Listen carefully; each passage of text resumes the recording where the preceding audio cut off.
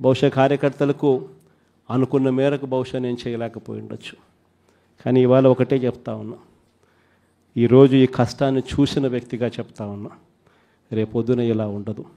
రేపొద్దున జరిగే ప్రతి విషయంలోనూ వైఎస్ఆర్సీపీకి కార్యకర్తే నెంబర్ 1గా ఉంటాడని మాత్రం ఖచ్చితంగా చెప్తా ఉన్నా.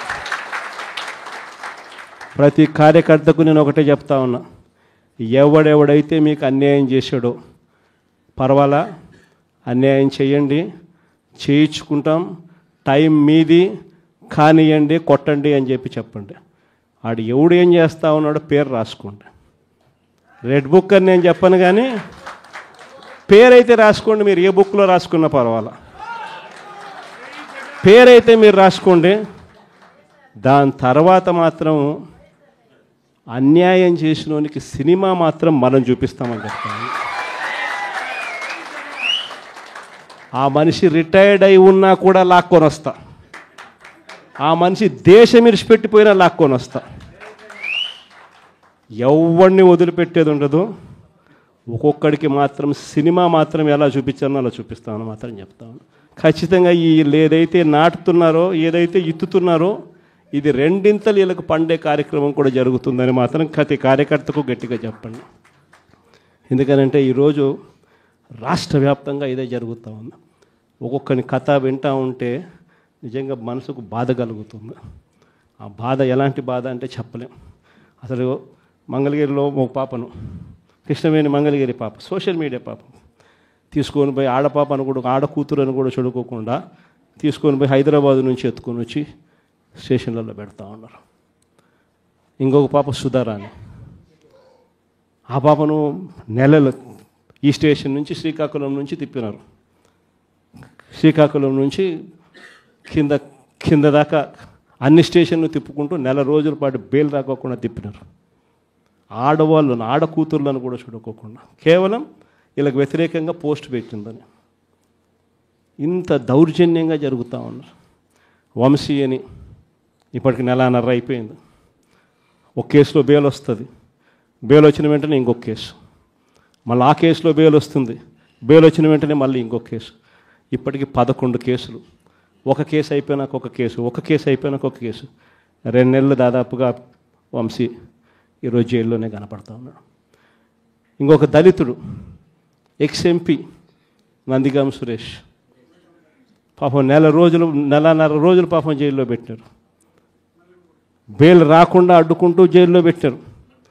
మళ్ళా చివరకు కోర్టుల ద్వారా ఎంతో కష్టపడితే బెయిల్ వచ్చింది. వచ్చిన తర్వాత మళ్ళా 3 నెలలు 4 నెలలు తిరగకపోతే మళ్ళీ ఈరోజు నిన్న మళ్ళా కేసు. వాళ్ళ ఇంటి దగ్గరికి ఒక వ్యక్తి వచ్చి దళితుడని కూడా చూడుకోకుండా ఆ మనిషిని ఈయనే తిడతాడు. ఎందుకు నన్ను తిడుతున్నావు అని చెప్పి ఈయన ప్రశ్నిస్తే ఈయన మీద కేసు పెట్టి జైల్లో పెడతా ఉన్న పరిస్థితి మొట్టమొదటిసారిగా ఇప్పుడు చూస్తూ ఉన్నాం. అది ఈరోజు ఇంత దారుణంగా ఈరోజు జరుగుతూ ఉంది. ఇలాంటి పాలన చూసిన తర్వాత చెప్తా ఉన్నా, ఆ బాధలో నుంచి చెప్తా ఉన్నా, ఏదైతే మీరు ఎత్తుతూ ఉన్నారో తప్పుడు సాంప్రదాయాన్ని నాటుతూ ఉన్నారు, తప్పుడు సాంప్రదాయాన్ని మీరు చాటుతూ ఉన్నారు.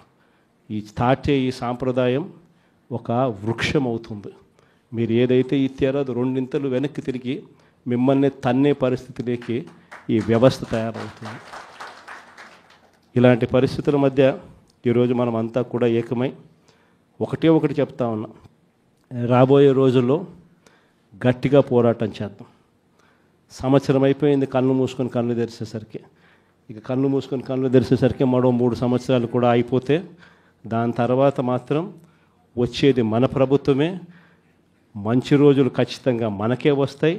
ఒక చీకటి అయిపోయిన తర్వాత ఒక పగలు రాక తప్పదు అన్నది ప్రతి ఒక్కరూ గుర్తుపెట్టుకోమని ఈ సందర్భంగా కోరుతాను. ప్రతి అడుగులోనూ కూడా సంవత్సరం అయిపోయింది కాబట్టి ఇక రాబోయే రోజుల్లో ఇంకా ఉధృతంగా కూడా ఉద్యమాలు చేయాల్సిన పరిస్థితుల మధ్య మన పార్టీ ప్రయాణం సాగుతుంది.